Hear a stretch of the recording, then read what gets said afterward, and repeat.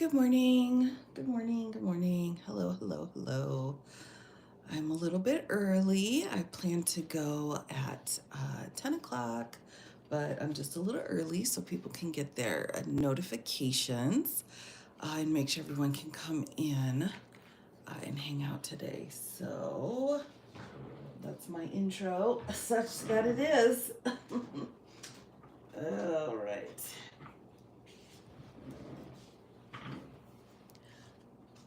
Welcome in, everyone. All right, I'm trying to get my screen set up here and my notes taken. So just want to make sure I have the right speech set up for everyone. Happy MLK Day for everybody, except for those that still have to go to work today, which that's not great, but we'll get there. So I'm just making my sticky note here to make sure that everyone can see what the name of this speech is. Again, I will start going through this at 10 Central Times, just in a few minutes. But I wanted to come on a little bit early. Okay, MLK Jr. You know, I think some people that are not, you know, that don't grow up in the United States may not realize that there's a junior. I had a bit of a discussion with someone once, and I said, "No, it's junior," and they were like, "No, it's not," and they were from Australia, and I was like, "No, I'm not kidding. It's true. It's true." So, yikes! I'm wondering if that piece of it doesn't really get around. Oh my gosh, they really were like truly, truly believe there was no junior involved. I'm like, nope, nope. So let's make sure here I've got all the information on here. 1957. Good morning, Crystal. Good morning. Hello, hello. I'm on just a bit early so everyone can get their notifications. But welcome in, welcome in. I am going to be going through several of Dr. King's speeches as we go forward, but I love this one so much. I thought it'd be perfect. Perfect start for us. So, and it was also a speech that was given in DC. Hopefully everyone's doing okay today.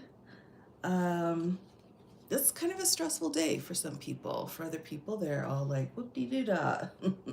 But for a lot of people, it's a bit of a stressful day today.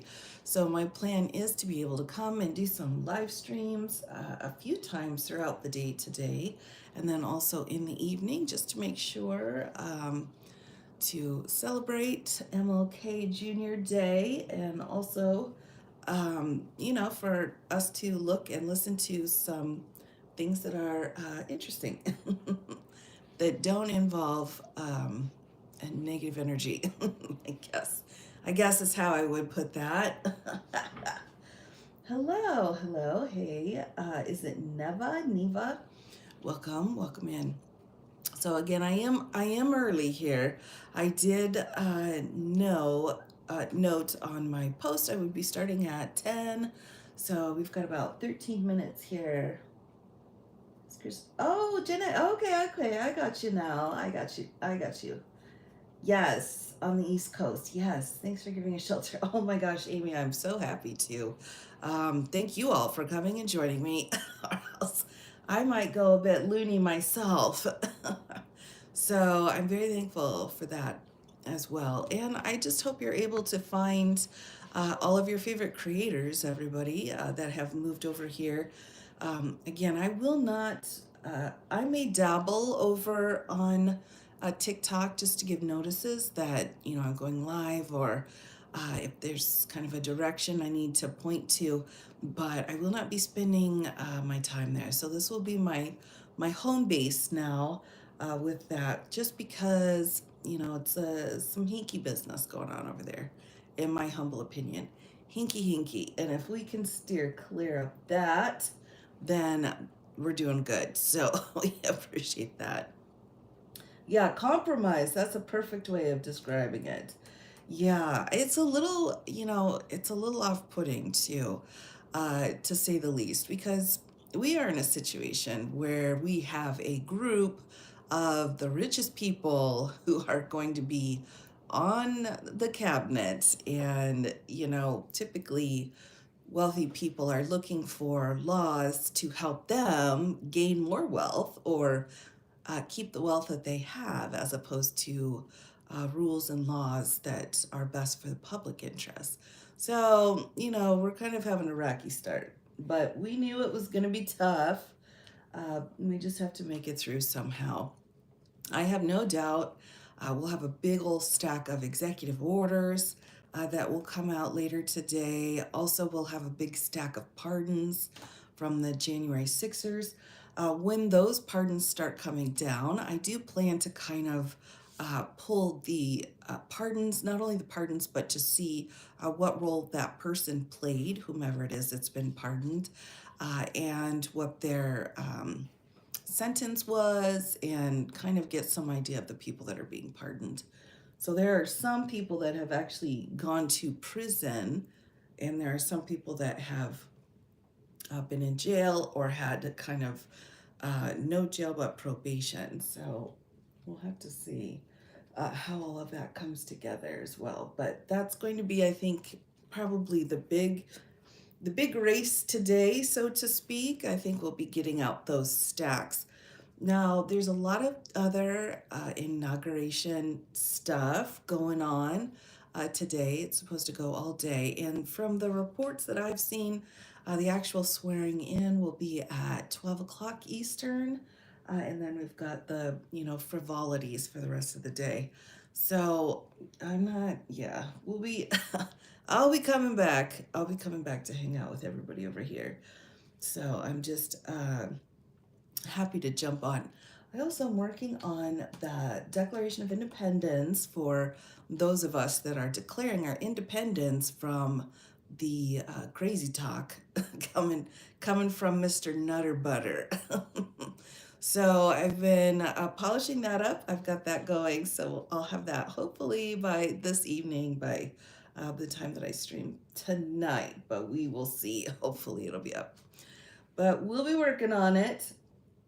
So that's kind of like what my primary goal is for today, is to finish that and to go through some of Dr. King's speeches here. So I will be reading through this. Again, I will start at 10 o'clock my time, which is Central Time, as that is the time I had set out in the community tab to go through and do a post today. So it's just a few minutes early so people can get their notifications. But of course, very important day today to acknowledge, to recognize Dr. Martin Luther King Jr.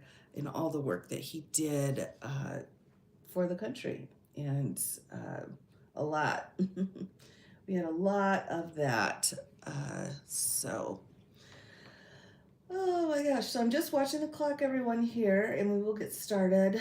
Screenshot from the 34 count about how American can make big money by the government being 50% stakeholder. Oh, yeah. Yeah. And then the new cryptocurrency. Yeah. So there is some questions going on about the government somehow owning stock in TikTok. And I tell you what, this is just a mess. I mean, if anything's going to be purchased or something like that, if we're going to be taking on a role as a business, it's going to have to go through Congress. That's not an executive order situation. So what makes me here so it's nervous, I guess, is that Mr. Trump thinks that there's some executive order language that could somehow make it so that he could buy TikTok, or could have stock in TikTok. It's like, well, that's not exactly how the executive branch works, and he doesn't have the checkbook.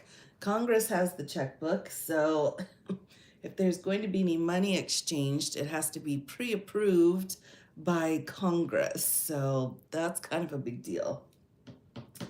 Yes, well, hi there, Jojo. Welcome. Yes, Martin Luther King Jr. Day. Yeah.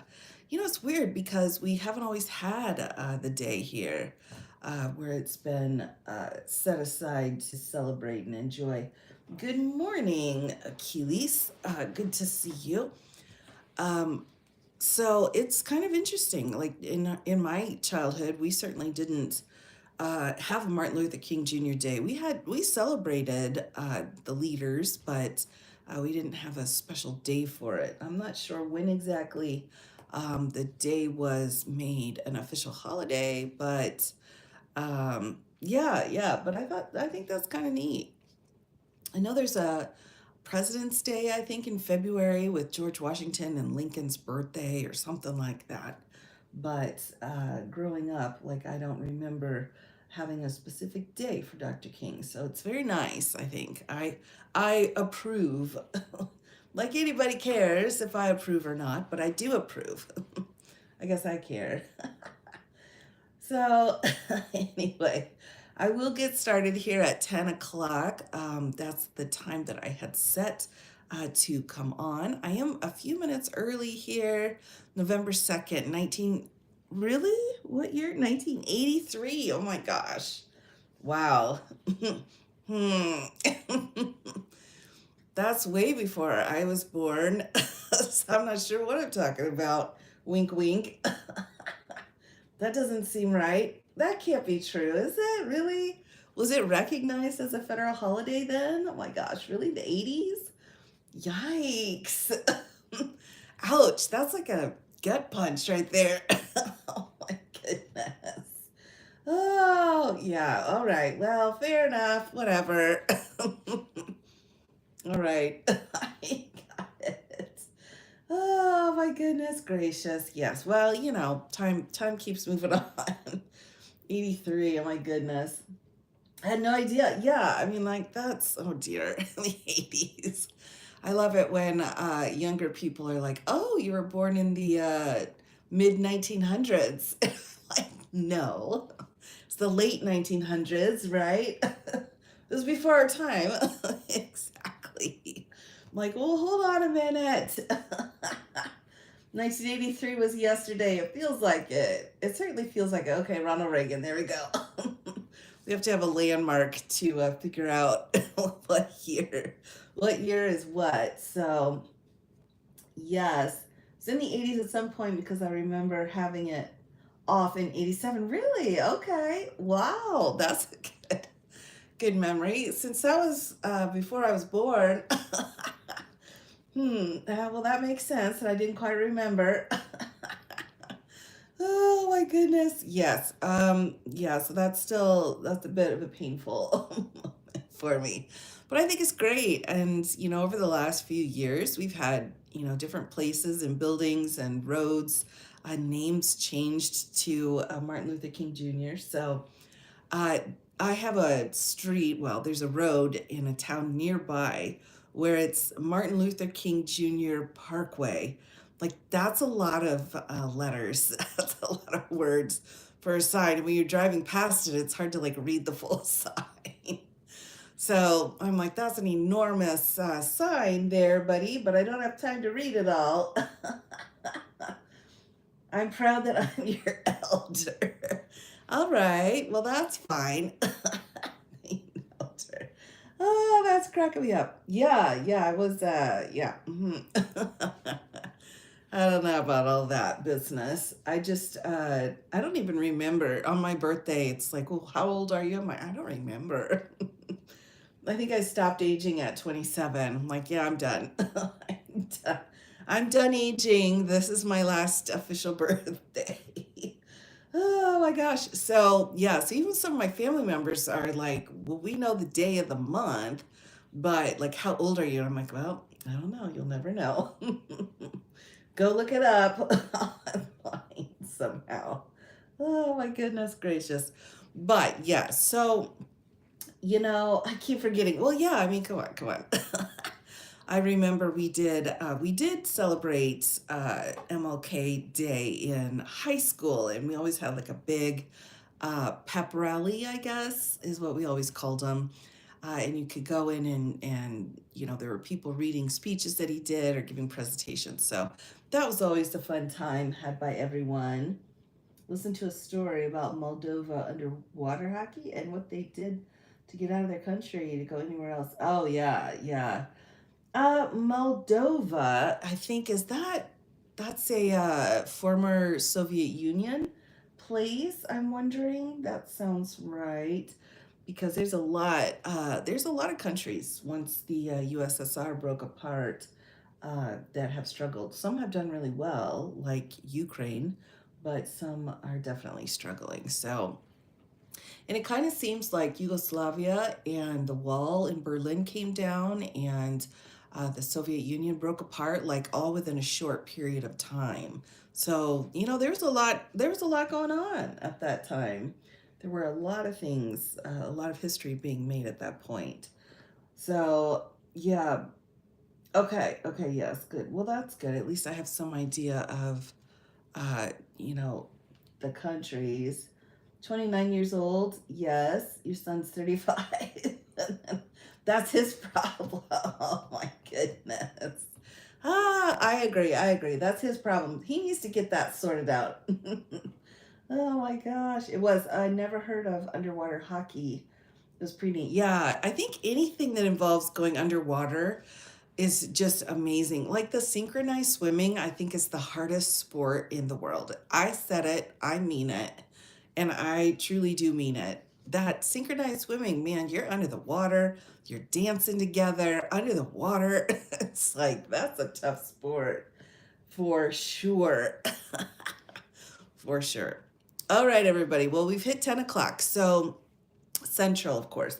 So I will be up here doing some live streaming a few times today to kind of, yeah, it is dangerous for sure. To kind of, celebrate Dr. King, right? We can't go without celebrating Dr. King here. So we got to take some note about that. Now I have printed out. It's actually really neat. This is like his 10 speeches, I think. Is it 10? Well, let's take a look. And it's from the Richton Park Library MLK program. And he gave a lot of speeches. Here is what I'm looking at. Here are 11 speeches. And these are so great. Of course, we have the I Have a Dream speech in here. A lot of people forget, too, he was a Nobel Peace Prize winner. And so he gave a great speech then. That was in 64. Our God is marching on. So he was a reverend too. So, uh, some people forget that. Beyond Vietnam, which again, the three dimensions of a complete life. Where do we go from here? And I've been to the mountaintop. Now, this last speech is one of my absolute favorite speeches. It's incredibly inspirational. And I think because it was the day before he was assassinated, that also makes it incredibly powerful. Should be the only thing celebrating and recognized today. Well, exactly right. Exactly right. I'm with you on that. I'm with you. So let me grab. I'm not quite caffeinated as much as I'd like to be, but I think we'll make do. We'll make do with what we've got here. So let's do today. Let's do the bubble gum. I'm choosing my pen, everyone. So just a minute. Here we go. We'll do the bubblegum pen today.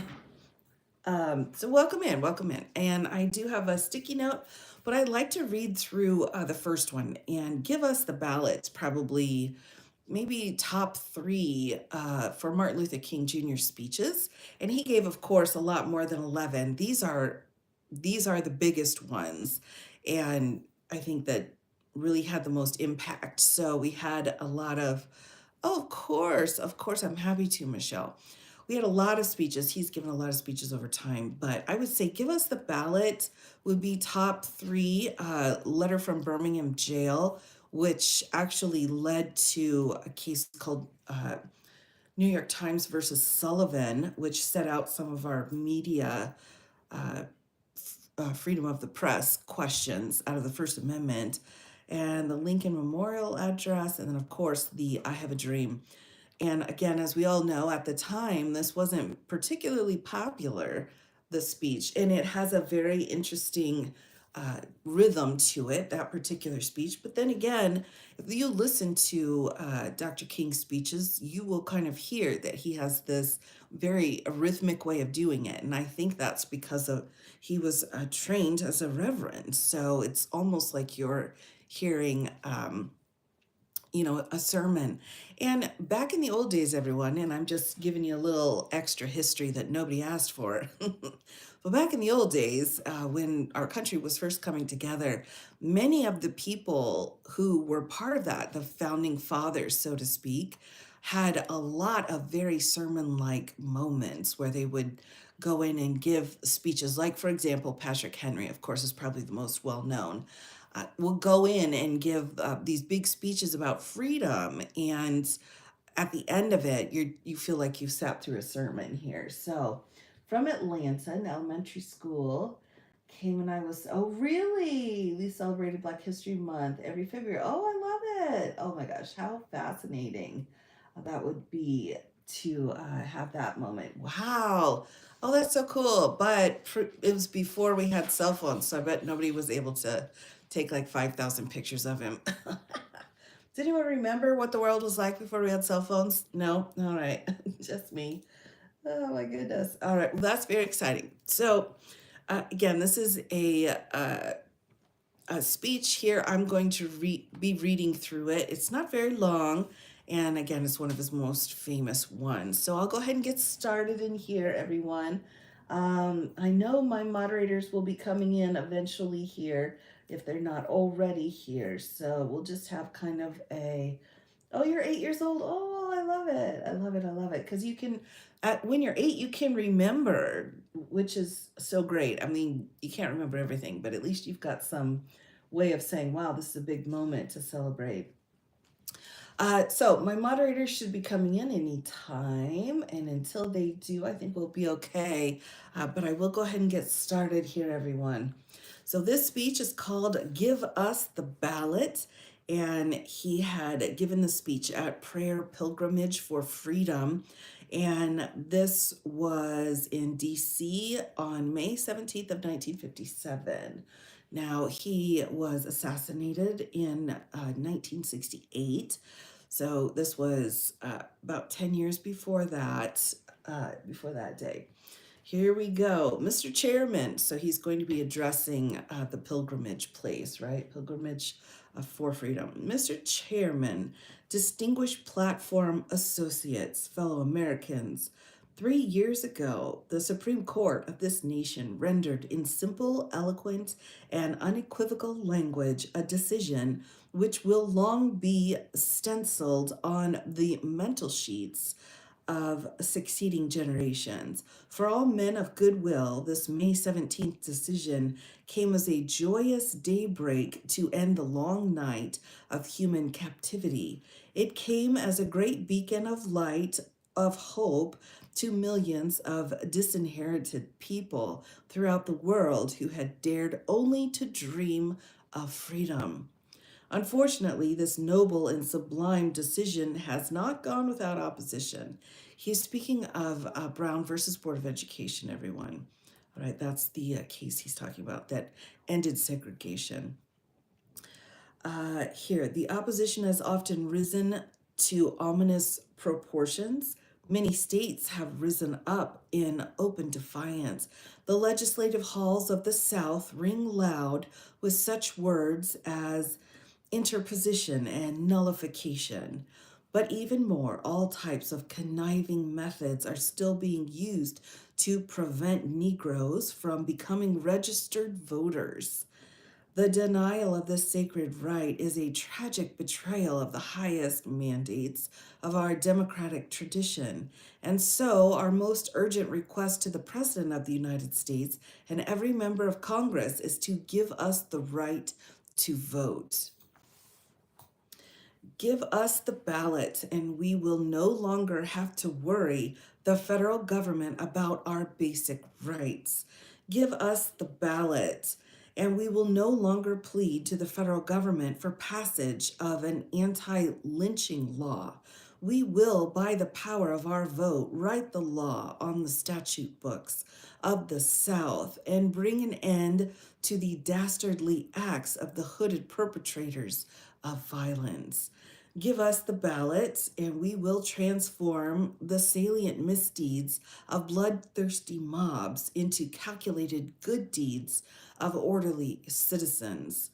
Give us the ballot, and we will fill our legislative halls with men of goodwill and send to the sacred halls of Congress men who will not sign a Southern manifesto because of their devotion to the manifesto of justice. Give us the ballot, and we will place judges on the benches of the South who will do justly and love mercy. And we will place at the head of the Southern states governors who have felt not only the tang of the human, but the glow of divine. Give us the ballot, and we will quietly and non-violently, without rancor or bitterness, implement the Supreme Court's decision of May 17th, 1954. In this juncture of our nation's history, there is an urgent need for dedicated and courageous leadership. If we are to solve the problems ahead and make racial justice a reality, this leadership must be fourfold. First, there is a need for strong, aggressive leadership from the federal government. So far, only the judicial branch of the government has evinced this quality of leadership. If the executive and legislative branches of the government were as concerned about this protection of our citizenship rights as the federal courts have been, then the transition from a segregated to an integrated society would be infinitely smoother. But we so often look to Washington in vain for this concern. In the midst of the tragic breakdown of law and order, the executive branch of the government is all too silent and apathetic. In the midst of the desperate need for civil rights legislation, the legislative branch of the government is all too stagnant and hypocritical.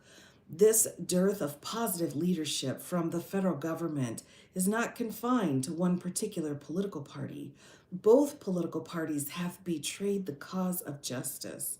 The Democrats have betrayed it by capitulating to the prejudices and undemocratic practices of the South Dixiecrats. The Republicans have betrayed it by capitulating to the blatant hypocrisy of right wing reactionary Northerners. These men so often have a high blood pressure of words and an anemia of deeds. It's absolutely beautiful language here.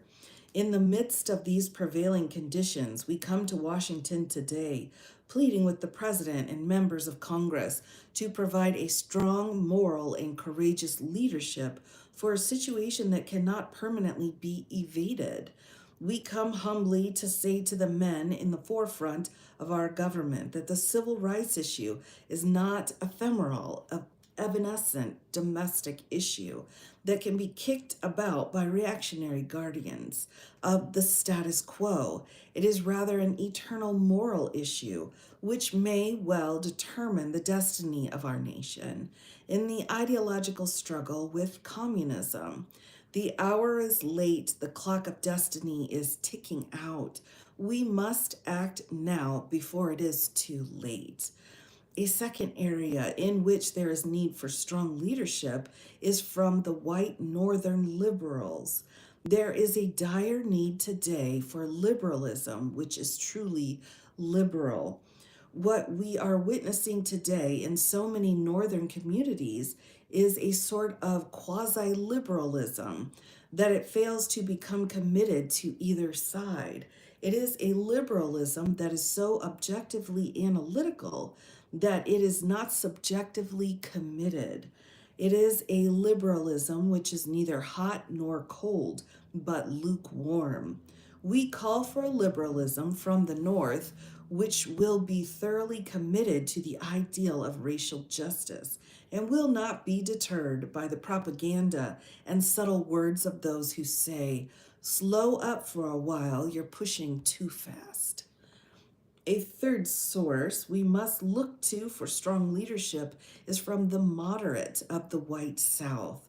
It is unfortunate that at this time the leaders of the white South stems from the closed-minded reactionaries. These persons gain prominence and power by the dissemination of false ideas and by deliberately appealing to the deepest hate responses within the human mind. It is my firm belief that this close minded, reactionary, recalcitrant group constitutes a numerical minority. There are in the white South more open minded moderates than appears on the surface. These persons are silent today because of fear of social, political, and economic reprisals. God grant that the white moderates of the South will rise up courageously without fear and take up the leadership in this tense period of transition. I cannot close without stressing the urgent need for strong, courageous, and intelligent leadership from the Negro community. We need a leadership that is calm and yet positive. This is no day for the rabble rouser, whether he be Negro or white. We must realize that we are grappling with the most weighty social problem of this nation, and in grappling with such a complex problem, there is no place for misguided emotionalism. We must work passionately and unrelentingly for the goal of freedom, but we must be sure that our hands are clean in the struggle. We must never struggle with falsehood, hate, or malice. We must never become bitter. I know how we feel sometimes. There is a danger that those of us who have been forced so long to stand amid the tragic midnight of oppression, those of us who have been trampled over, those of us who have been kicked about, there is the danger that we will become bitter. But if we will become bitter and indulge in hate campaigns, the new order which is emerging will be nothing but a duplication of the old order. We must meet hate with love. We must meet physical force with soul force. There is still a voice crying out through the vista of time saying, "Love your enemies, bless them that curse you, pray for them that have despitefully used you." Then and only then can you matriculate into the university of eternal life. That same voice cries out in terms lifted to cosmic proportions. He who lives by the sword will perish by the sword. And flip to the next page here. And these are his final remarks. Welcome in, everybody. Hello, hello. And history is replete with the bleached bones of nations that failed to follow this command. We must follow nonviolence and love. Now, I'm not talking about a sentimental, shallow kind of love. I'm not talking about eros, which is a sort of an aesthetic romantic love. I'm not even talking about a philia, which is a sort of intimate affection between personal friends. But I'm talking about agape. I'm talking about the love of God in the hearts of men. I'm talking about the type of love which will cause you to love the person who does the evil deed while hating the deed that the person does. We've got to love. There is another warning signal. We talk a great deal about our rights, and rightly so. We proudly proclaim that 3/4 of the peoples of the world are colored. We have the privilege of noticing in our generation the great drama of freedom and independence as it unfolds in Asia and Africa. All of these things are in line with the unfolding work of providence, but we must be sure that we accept them in the right spirit. We must not seek to use our emerging freedom and our growing power to do the same thing to the white minority that has been done to us for so many centuries. Our aim must never be to defeat and humiliate the white man. We must not become victimized with a philosophy of black supremacy. God is not interested merely in freeing black men and brown men and yellow men, but God is interested in freeing the whole human race. We must work with determination to create a society not where black men are superior to other men are inferior and vice versa, but a society in which all men will live together as brothers and respect the dignity and worth of human personality. We must also avoid the temptation of being victimized with a psychology of victors. We have won marvelous victories through the work of the NAACP. We have been able to do some of the most amazing things of this generation. And I come this afternoon with nothing but praise for this great organization, the work that it has already done, and the work that it will do in the future. And although they're outlawed in Alabama and other states, the fact still remains that this organization has done more to achieve civil rights for Negroes than any other organization we can point to. Certainly, this is fine. But we must not, however, remain satisfied with court victory over our white brothers.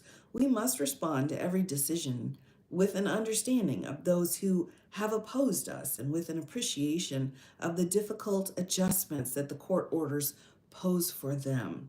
We must act in such a way to make possible a coming together of white people and colored people on the basis of real harmony, of interest and understanding.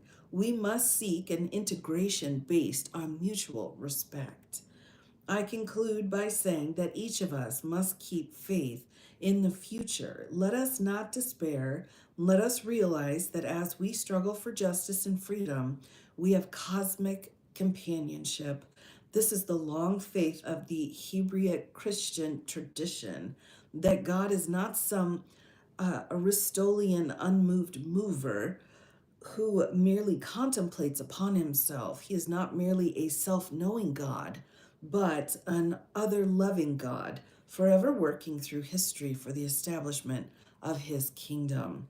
And those of us who call the name of Jesus Christ find something of an event in our Christian faith that tells us this. There is something in our faith that says, never despair, never give up, never feel that the cause of righteousness and justice is doomed. There is something in our Christian faith at the center of it which says to us that Good Friday may occupy the throne for a day, but ultimately it must give way to the triumphant beat of the drums of Easter.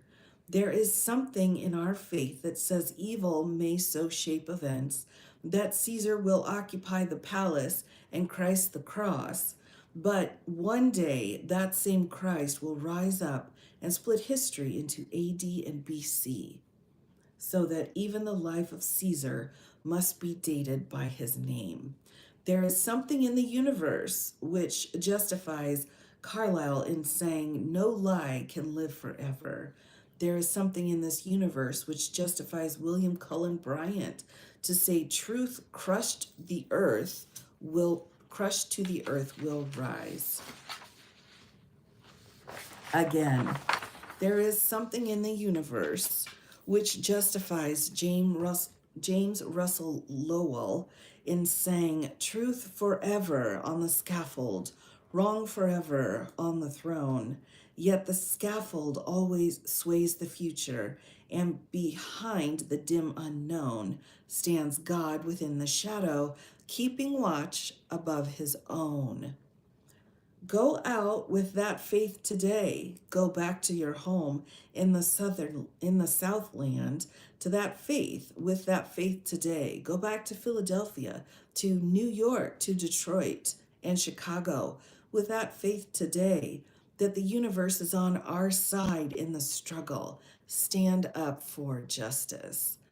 Sometimes it gets hard, but it is always difficult to get out of Egypt. For the Red Sea always stands before you with discouraging dimensions. And even after you've crossed the Red Sea, you have to move through a wilderness with prodigious hilltops of evil and gigantic mountains of opposition. But I say to you this afternoon, keep moving. Let nothing slow you. Move on with dignity and honor and respectability. I realize that it will cause restless nights sometimes. It might cause losing a job. It will cause suffering and sacrifice. It might even cause physical death for some, but if physical death is the price that some must pay to free their children from a permanent life of psychological death, then nothing can be more Christian. Keep going today. Keep moving amid every obstacle. Keep moving amid every mountain of opposition. If you will do that with dignity, with when the history books are written in the future, the historians will have to look back and say, there lived a great people, a people with a fleecy locks and black complexion, but a people who injected new meaning into the veins of civilization, a people which stood up with dignity and honor and saved Western civilization in her darkest hour, a people that gave new integrity and a new dimension of love to our civilization. When that happens, the morning stars will sing together and the sons of God will shout for joy. Uh, and then we have the ending applause here. So, yay! All right, and that's the end of the speech, everyone. So, hi Estelle. Oh, hope you're, take care, take care. What a wonderful, well, exactly right, exactly right. Good morning, everybody, good morning. So, again, this speech is called Give Us the Ballot, and this was delivered, it's one of his earlier speeches that was saved, marked down here, given in May 17th of 1957. And I think it really is really applicable today, right? I mean, we've got the federal government being mentioned, and that voting is so important in order to move everyone forward. Now, at this time, of course, we had the Warren Court in 1957. So we had a lot of individual rights being put out. 1957 was before you had a right to an attorney if you went to jail. Before that was in the 60s. I think it was 64, 65 with the Gideon case. There was also, this is before the Equal Rights Amendment or the Equal Rights Act, all of that here as well. And so there's a lot going on here. We still had schools that were segregated, which is how he starts his speech here, stating the US Supreme Court says you need to desegregate. And we had two Brown versus Board of Education cases, actually. There were two of them out of Topeka. And then we also had another Casey case, I believe, which was an Arkansas case. So there was a lot going on here. Should we redact certain words no longer used today when reading the speeches? So I think that's a really great question. And what I have discovered is that the words are so powerful in their own right that they keep us in check to note when the speech was given. So there are a few words that I will pull, but the other words I think are important because they give the impact of the time when the speech was done. Yeah, very powerful. Very, very powerful. Good morning. Good morning. Yes. But again, I think is very interesting too. And that language, I think, really keeps the cadence going.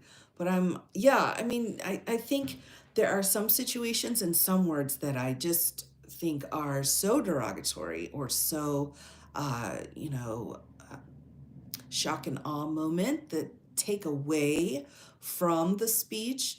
But there are other words that really add to it. But I'm glad you asked. I'm glad you asked. I think that's a great question. Yeah, it's part of history. Although, of course, there are some things that just do not need to be repeated. But so this is his, again, one of his most famous speeches called "Give Us the Ballot." Here now, I have just this little packet here of speeches. I was looking for a place. Uh, as reminders to anyone who comes in. Thanks so much. I appreciate that, Achilles Thomas. So I had pulled this packet because I thought it was easy. Anybody can download it and pull it yourself in order to pull out some of these great speeches. And these really are. So he was an amazing orator, but again, a lot of his speeches were like sermons. So there was a lot involved in that. Trying to rewrite history, it seems appropriate not to redact. Yeah, yeah. I mean, I think there are some things, some words that um, are never okay, and I will say that. I will say I think that there are some words that you just don't need to be said, but depending on what they are. The U.S. Supreme Court would disagree, but it's a Supreme Court, and no one likes them right now. Oh my goodness. So, the other speech I wanted to make sure to read here was the "I Have a Dream" speech. So, I thought I would do the ballot speech because I thought that was very relevant for today's situation. And then I thought the "I Have a Dream" speech isn't a very long speech, actually. So I thought I would take some time and read through that one next if everybody is up for it. So we're going to go to page 24 here. Again, this is a great packet that they have, again, available online free. So anyone that is interested, this is a pack of 11, and you can kind of find presidential speeches or, uh, life changing or society changing historical speeches. There is one speech in particular that Ain't I a Woman by Sojourner Truth that is so amazing. So there's lots out there that you can kind of pull together. Much better thing to watch. Well, right, right. And, yeah, I mean, this is just history, man. This is just, this is the path that this country took. And, we can't pretend that it didn't happen because, it did happen.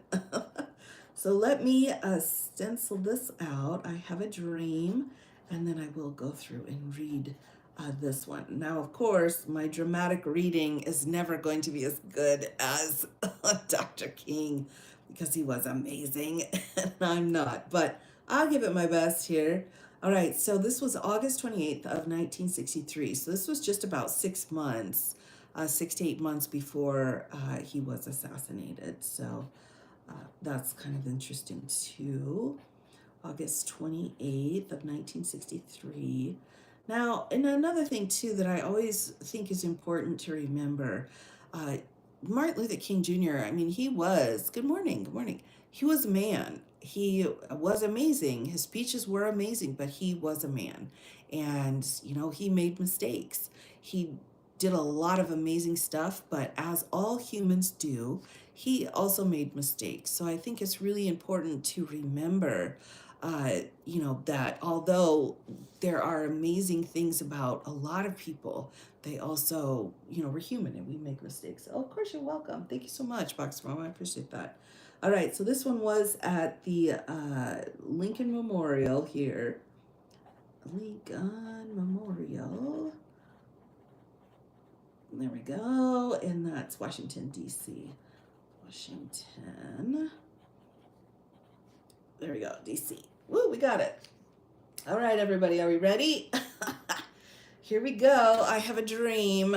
Very this actually been a song. I know that this was made into a song. This speech has been used so much. It's very impactful. At the time, it wasn't one of his most celebrated speeches, but as time went on, he gave a lot of speeches. All right. So they're like, man, this isn't the greatest, but as time went on, we're like, ooh, this is good stuff. Ooh, we like it. So here we go. Quick tea break, everyone.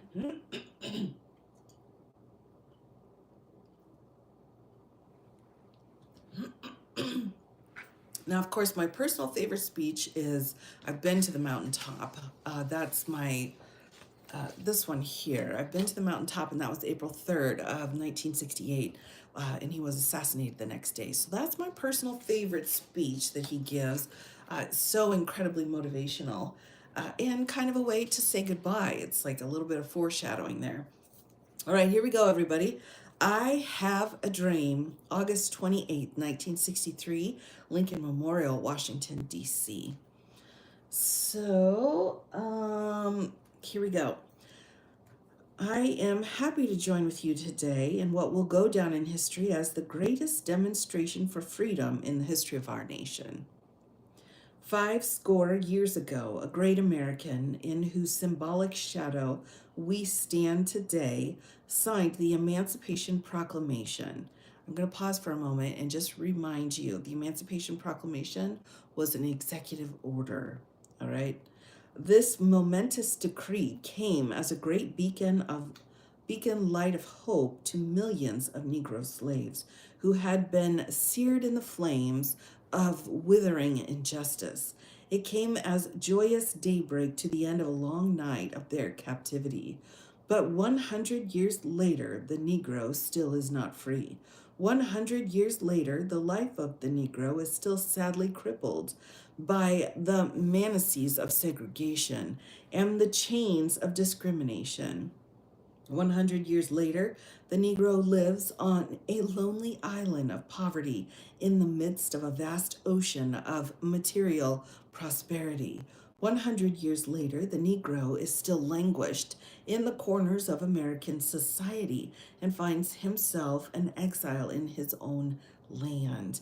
And so we've come here today to dramatize a shameful condition.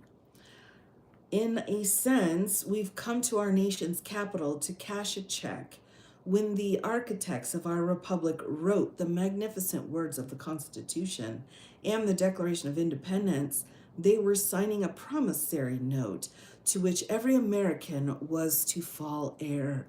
This note was a promise that all men, yes, black men as well as white men, would be guaranteed the unalienable rights of life, liberty, and the pursuit of happiness.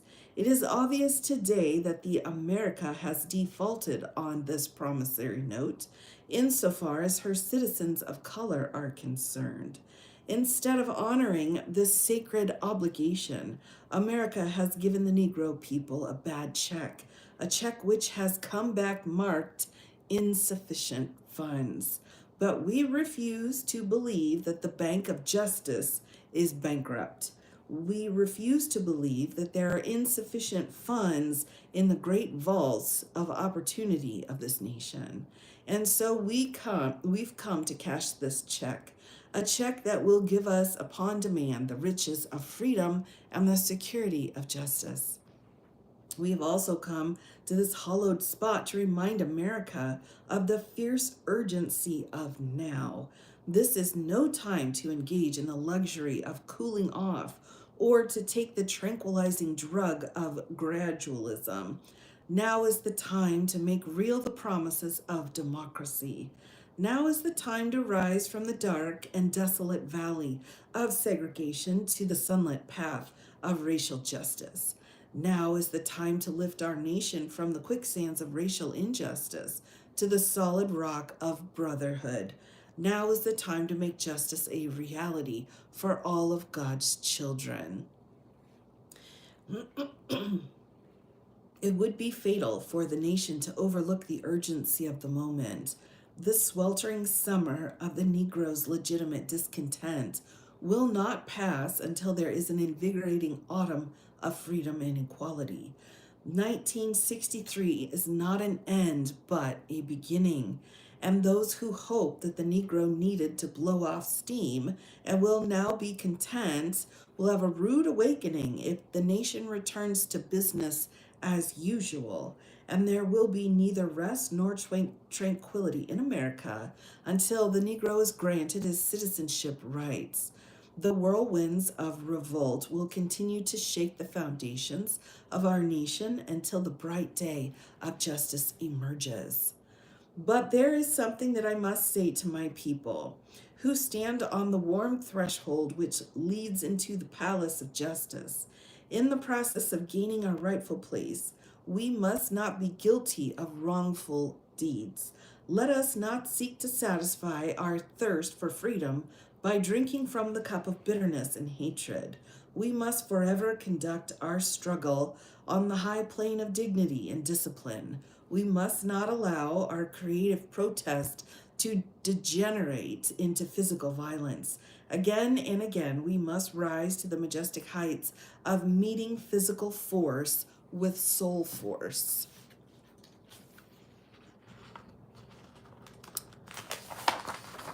Here we go. As long as our bodies, heavy with the fatigue of travel, cannot gain lodging in the motels of the highways, of the hotels of the cities, we cannot be satisfied as long as the Negro's basic mobility is from a smaller ghetto to a larger one. We can never be satisfied as long as the Negro in Mississippi cannot vote and a Negro in New York believes he has nothing for which to vote. No, no, we are not satisfied, and we will not be satisfied until justice rolls down like waters and righteousness like a mighty stream. I am not unmindful that some of you have come here out of great trials and tribulations. Some of you have come fresh from narrow cells. Some of you have come from areas where your quest for freedom left you battered by the storms of persecution and staggered by the winds of police brutality. You have been the veterans of creative suffering. Continue to walk with the faith that unearned suffering is redemptive. Go back to Mississippi, go back to Alabama, go back to Georgia, go back to Louisiana, go back to the slums and the ghettos of our northern cities, knowing that somehow this situation can and will be changed. Let us not wallow in the valley of despair. I say to you today, my friends, that in spite of the difficulties and frustrations of the moment, I still have a dream. It is a dream deeply rooted in the American dream. I have a dream that one day this nation will rise up and live out the true meaning of its creed. We hold these truths to be self-evident, that all men are created equal.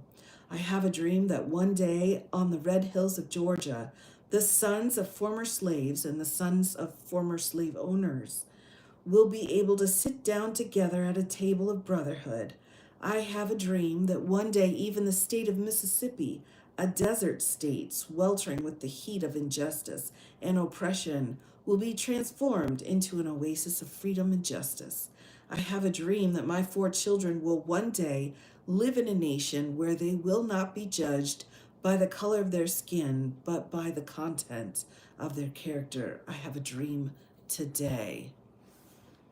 I have a dream that one day the state of Alabama, whose governor's lips are presently dripping with the words of interposition and nullification, will be transformed into a situation where little black boys and black girls will be able to join hands with little white boys and white girls and walk together as sisters and brothers. I have a dream today. I have a dream that one day every valley shall be exalted, every hill and mountain shall be made low, the rough places will be made plain, and the crooked places will be made straight. And the glory of the Lord shall be revealed, and all flesh shall see it together.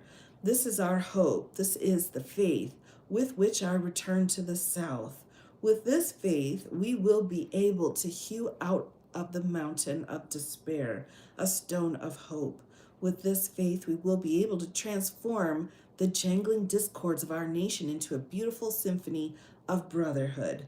With this faith, we will be able to work together, to pray together, to struggle together, to go to jail together, and to stand up for freedom together, knowing that we will be free one day. This will be the day when all of God's children will be able to sing with a new meaning, My country, 'tis of thee, sweet land of liberty, of thee I sing. Land where my fathers died, land of the pilgrim's pride, from every mountain side let freedom ring. And if America is to be a great nation, this must become true. So let freedom ring from the prodigious hilltops of New Hampshire. Let freedom ring from the mighty mountains of New York. Let freedom ring from the heightening Alleghenies of Pennsylvania. Let freedom ring from the snow capped Rockies of Colorado. Let freedom ring from the curvaceous peaks of California. But not only that, let freedom ring from the Stone Mountain of Georgia. Let freedom ring from Lookout Mountain of Tennessee. Let freedom ring from every hill and every molehill in Mississippi.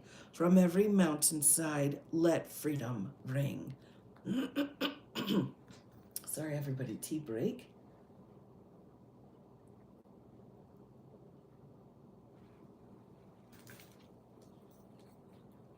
When we let freedom ring, when we let it ring from every village and every hamlet, from every state and every city, we will be able to speed up that day when all God's children, black men and white men, Jews and Gentiles, Protestants and Catholics, will be able to join hands and sing in the words of the old Negro spiritual, free at last, thank God Almighty, we are free at last.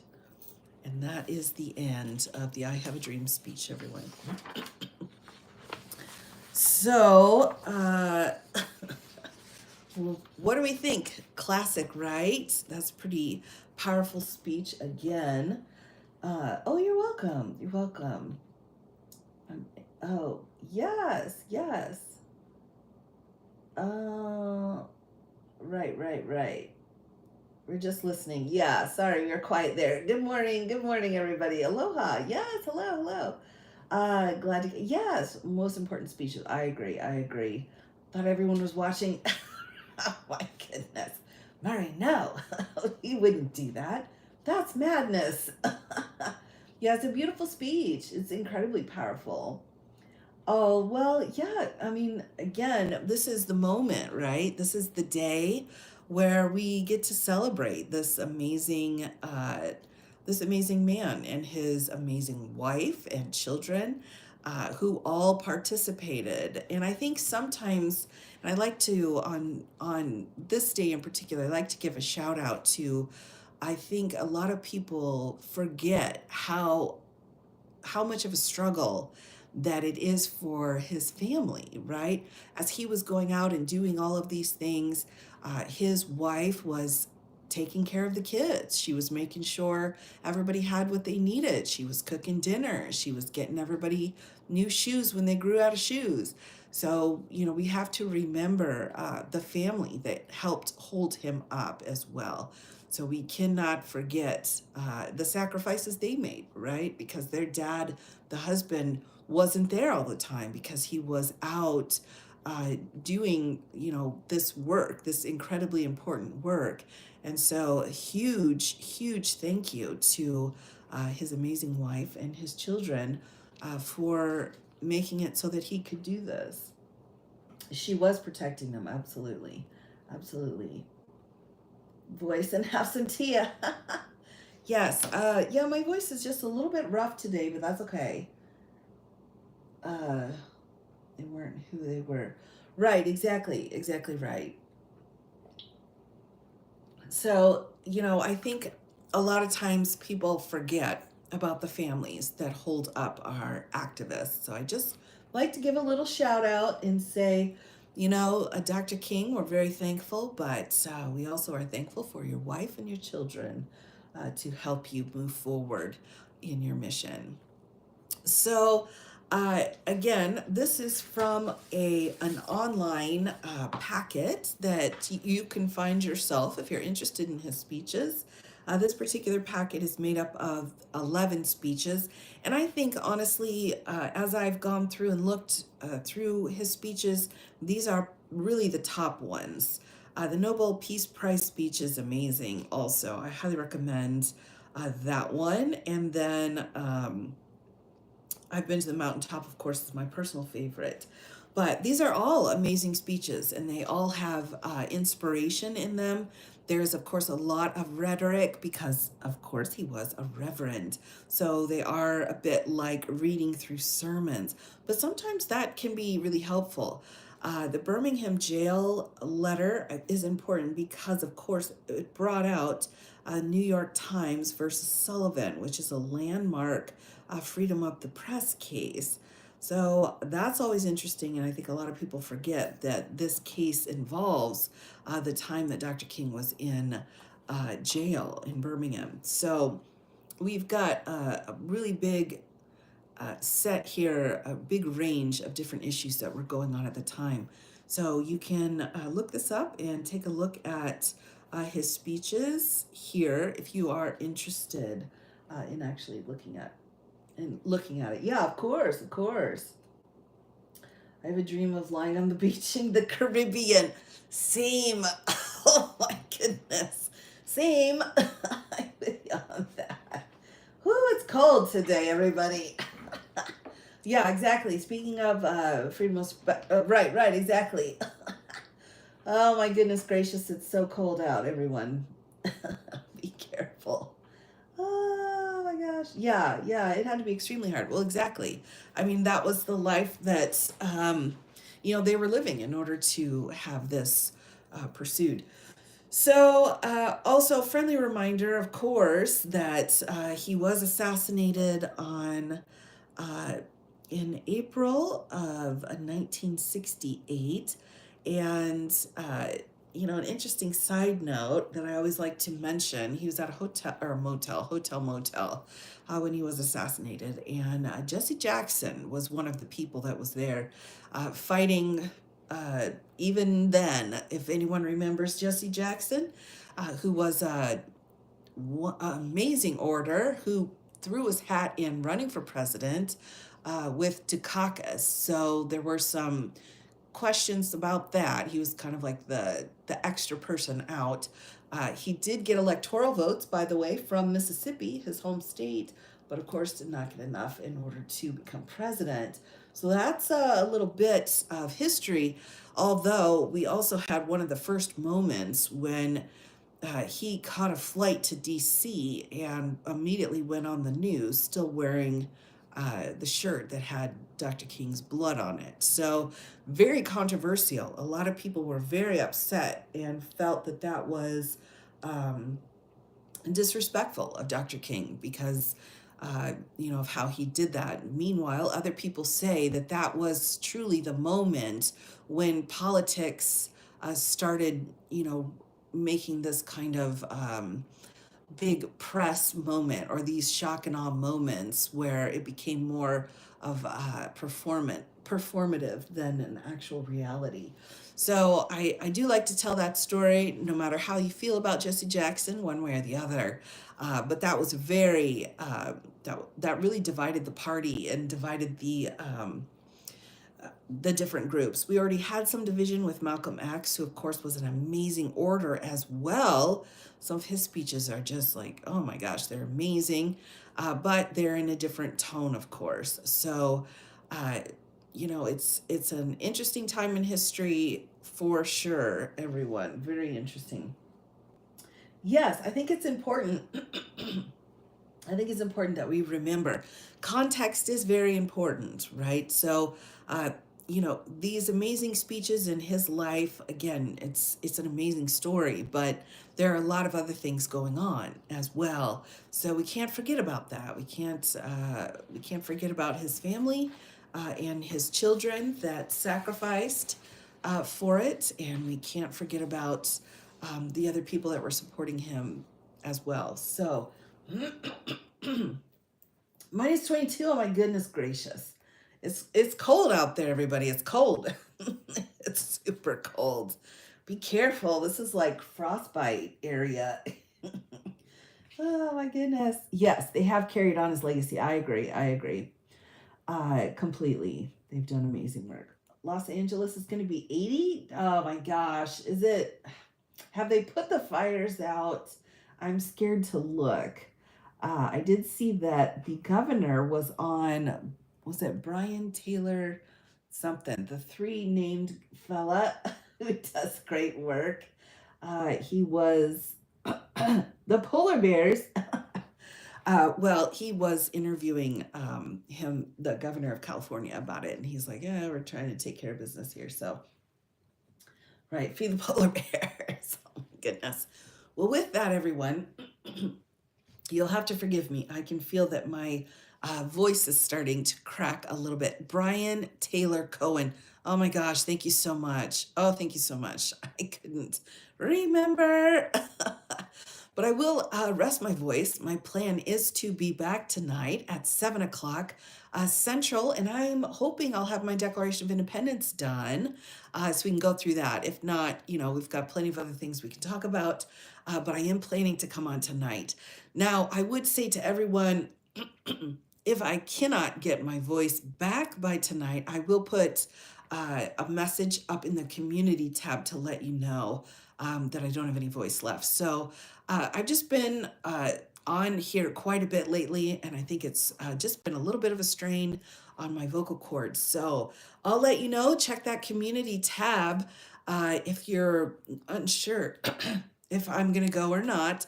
And I will wish you all the very best of days, and take care of yourself and your mental health today. Those are the most important things, obviously. Yikes, it's going to be crazy. Going to be a crazy day. So the community tab, if you go in to anybody's YouTube page, you'll see there's like videos and shorts. Oh, thank you so much, Robert. Oh my gosh, thank you. I appreciate that. But there are all kinds of, videos, shorts, and those kinds of things. There's different tabs. And so one of the tabs will say community on it. And you can leave me a note too. It's just everybody can see it. So that is set out here. And so, with that, I will say, fare thee well, everyone. Hope to see you all tonight, and have a good one.